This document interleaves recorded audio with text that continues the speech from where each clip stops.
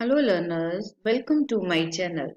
Dear learners, previous video lecture में मैंने आपके साथ जून 2020 का एक क्वेश्चन डिस्कस करा था that what do you understand by the term functional dependency?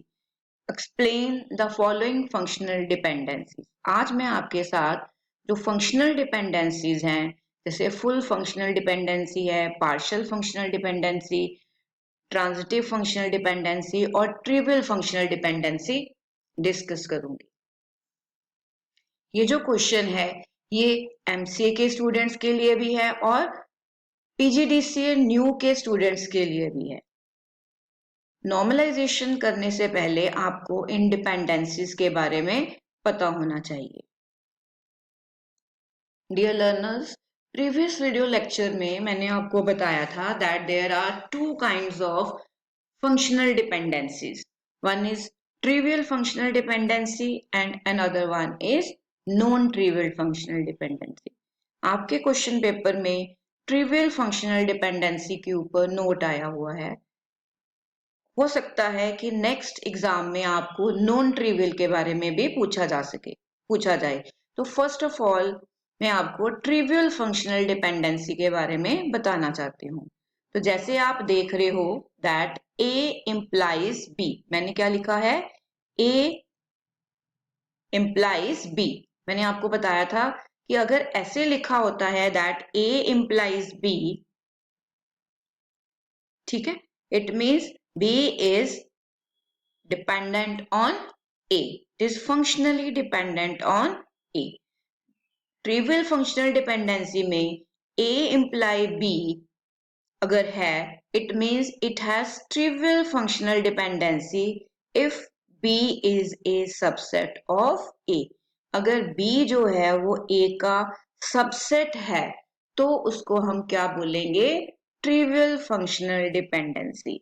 आप यहां से भी लिख सकते हो that let R be a relation. मैंने आपको पहले भी बताया था कि अगर मैं रिलेशन की बात करूंगी तो रिलेशन जो है वो क्या है? एक टेबल है।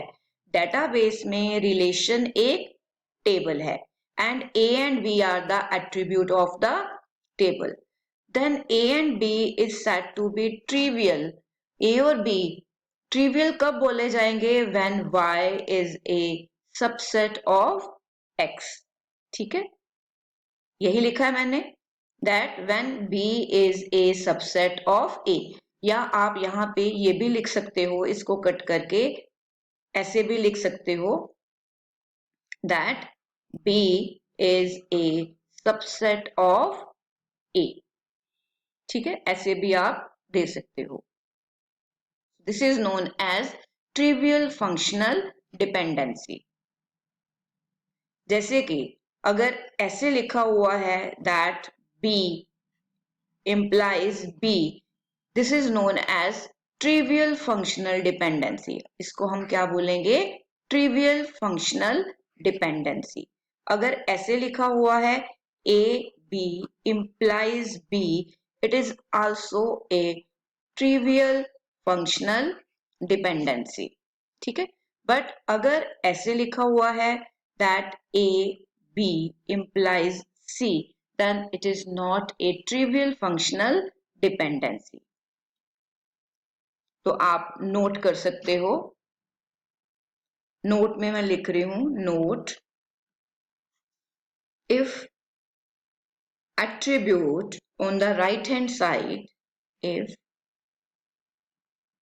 attribute on right hand side is a subset of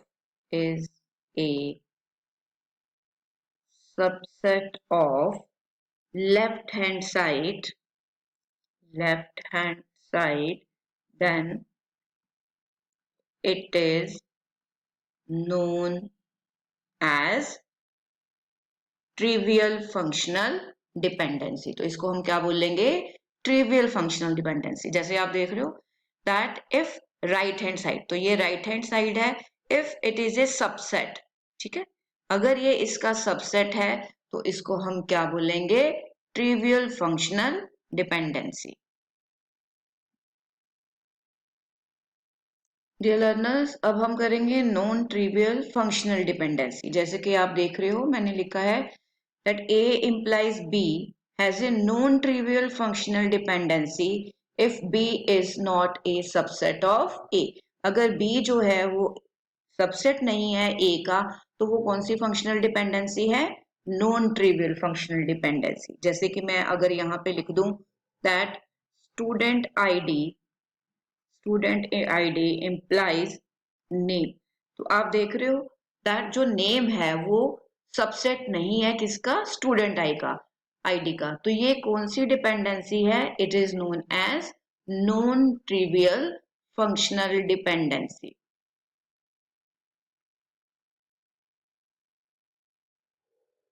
आप इसको नोट कर सकते हो। Dear learners, next is transitive functional dependency. So transitive functional dependency can occur in a relation if there are three or more attributes. A functional dependency is said to be transitive if it is indirectly formed by two functional dependency। ठीक है, तो आप note कर सकते हो transitive functional dependency.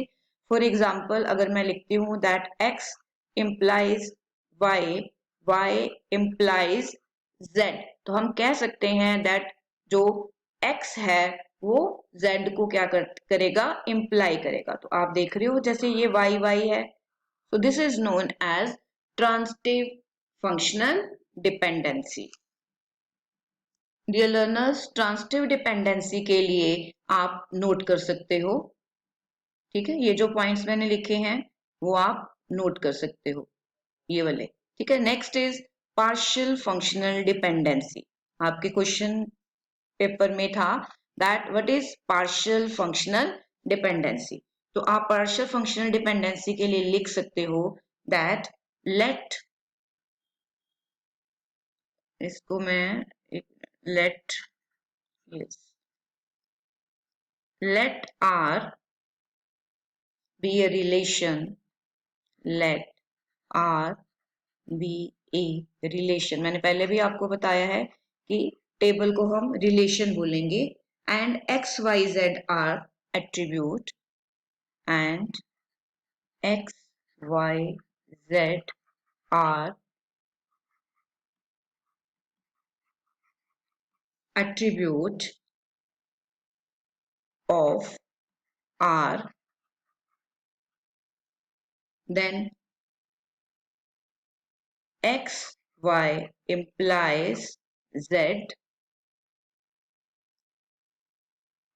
fd is said to be partial functional dependency. इसको हम partial functional dependency कब बोलेंगे? If at least one of the following, one of the following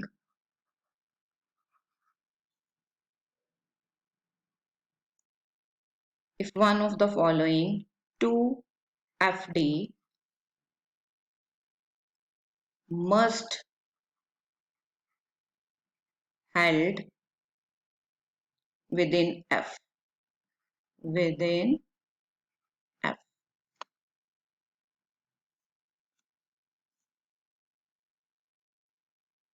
जैसे कि अगर हमारे पास जो कैंडिडेट की है X Y implies Z, but अगर हम इसको ऐसे लिखें that X implies Z and Y implies Z, तो इसको हम क्या बोलेंगे?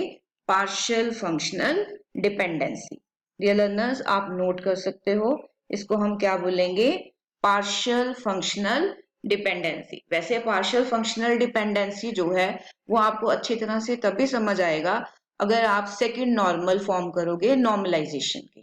ठीक है, तो आई होप कि आपको transitive functional dependency, partial functional dependency और जो मैंने ट्रिवियल और नॉन ट्रिवियल फंक्शनल डिपेंडेंसी करवाई है वो समझ आ गई होगी।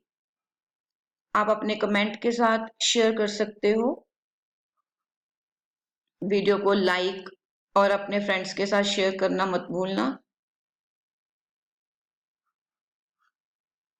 ठीक है, आप नोट कर सकते हो पार्शियल फंक्शनल डिपेंडेंसी को, that let R be a relation and X Y Z are the attribute of R, then X Y implies z, fd is said to be partial functional dependency if at least one of the following two functional dependency must held within f। इस video lecture में इतना ही। Full functional dependency में आपको तब करवाऊंगी जब हम normalisation का topic करेंगे। Thanks a lot.